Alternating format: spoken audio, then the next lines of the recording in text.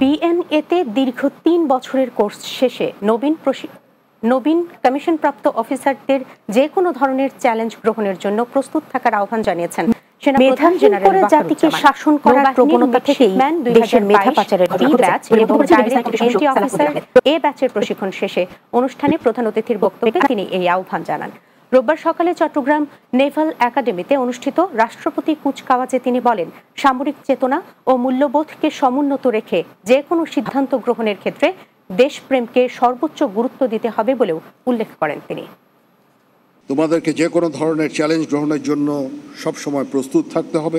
সামরিক চেতনা ও মূল্যবোধকে সমুন্নত রেখে এবং যে কোনো সিদ্ধান্ত গ্রহণের ক্ষেত্রে গাছা থানায় দায়ের করা 3টি হত্যা মামলায় সাবেক আইনমন্ত্রী, খাদ্যমন্ত্রী, সাবেক শিল্প উপদেষ্টা সালমান এস রহমান ও সাবেক আইজিপি আব্দুল্লাহ আল মামুনকে গাজীপুর মেট্রোপলিটন আদালতে আনা হয়।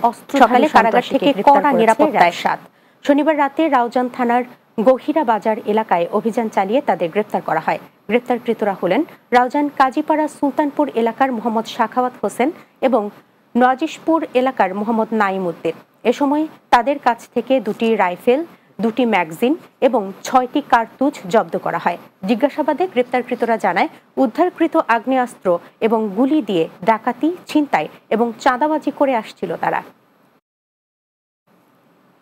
চট্টগ্রাম শাহ আমানত আন্তর্জাতিক বিমানবন্দরে ইলেকট্রিক সিগারেট, রিফিল, কার্টিজ ও কয়েলের চালান জব্দ করা হয়েছে।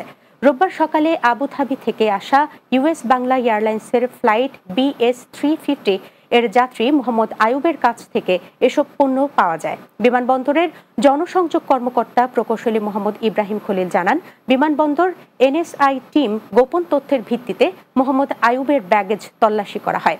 এ সময় 20টি ইলেকট্রিক সিগারেট, 490টি সিগারেট রিফিল লিকুইড, 280টি সিগারেট কার্টিজ এবং 30টি সিগারেট কয়েল পাওয়া যায়, যার বাজার মূল্য প্রায় 11 লাখ টাকা।